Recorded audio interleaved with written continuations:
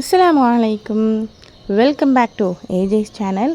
இன்றைக்கி நம்ம சேனலில் பிரேக்ஃபாஸ்ட் டின்னருக்கு தகுந்த மாதிரி சன்னா மசாலா வச்சு சப்பாத்தி, பூரி தோசைக்கு ரொம்பவே பர்ஃபெக்டான ஒரு சைட் டிஷ் இது நம்ம எப்படி செய்யலாம் அப்படின்னு ரொம்பவே ஈஸியான மெத்தடில் பார்க்கலாம்.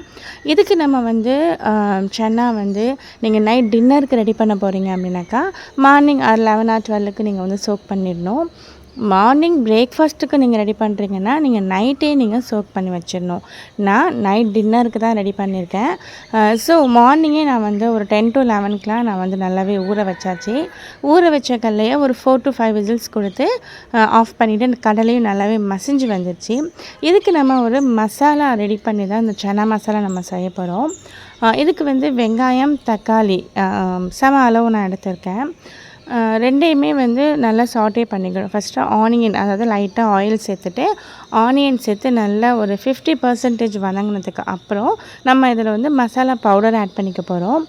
மஞ்சள் தூள், மிளகாய் தூள், ஜீரகத்தூள், கரம் மசாலா, மல்லித்தூள், இது 5 சேர்த்து நல்லா சாட்டே பண்ணிவிட்டு இது கூடவே salt plus ginger garlic paste இது 2ம் ஆட் பண்ணி நல்லா அந்த ஆனியன்லேயே நல்லா அந்த மசாலாலாம் நல்லா கோட் ஆகிடணும்.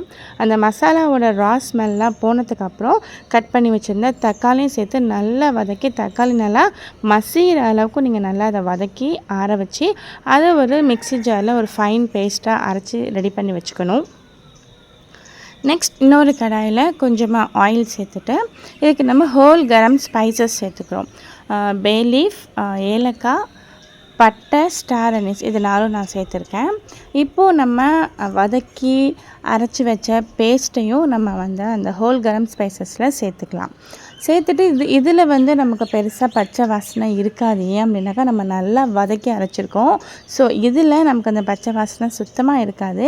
லைட்டாக நம்ம அதை கொதிக்க விட்டுட்டு இப்போ நம்ம உப்பு காரம்லாம் கரெக்டாக இருக்கான்னு பார்த்துக்கலாம்.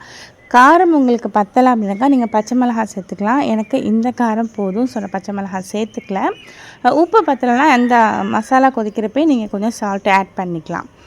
நல்லா கொதி வந்ததுக்கப்புறம் நம்ம ஏற்கனவே ஊற வச்சு வேக வச்சுருக்கோம் இல்லையா கடலை, அது நம்ம அப்படியே போட்டாலும் முழிச்சிட்டு கிடக்கும். ஸோ ஒரு டம்ளரோ இல்லை ஏதோ ஒன்று வச்சு நீங்கள் ஒரு மேஷர் வச்சு கூட நல்லா நீங்கள் கொஞ்சம் அதை மசிச்சு விட்டுக்கலாம். அப்படி இல்லை அப்படின்னாக்கா ஒரு கைப்பிடி கடலை எடுத்து மிக்ஸி ஜாரில் ஒரு பல்ஸ் மோட் கொடுத்திங்கன்னா அது நல்லா உங்களுக்கு மசிஞ்சு வந்துடும். அதோடு இது சேர்த்து நம்ம செய்கிறப்ப நல்லா ஒரு க்ரீமி டெக்ஸ்சர், ஒரு நல்லா திக்கான கன்சிஸ்டன்சியில் கிடைக்கும். இப்போது நம்ம ஃபைனலாக நம்ம ரெடி பண்ணி வச்சுருந்த கொண்டக்கடலையை இந்த மசாலாவோடு சேர்த்து நல்லா மிக்ஸ் பண்ணிக்கணும். மிக்ஸ் பண்ணிவிட்டு லாஸ்ட்டாக நீங்கள் ஸ்டவ் ஆஃப் பண்ணுற டைமில் மல்லிக்கீரை இருந்தால் கட் பண்ணி நீங்கள் அதில் சேர்த்துக்கலாம். அப்படி இல்லைன்னாக்கா நீங்கள் ப்ளைனாக கூட சர்வ் பண்ணிக்கலாம். என்கிட்ட மல்லிக்கீரை இல்லை, நான் கசூரி மேத்தி வச்சுருந்தேன், அதை கொஞ்சம் க்ரஷ் பண்ணி போட்டேன். இன்னுமே டேஸ்ட் நல்லா என்ஹான்ஸ் பண்ணி கொடுத்துச்சு.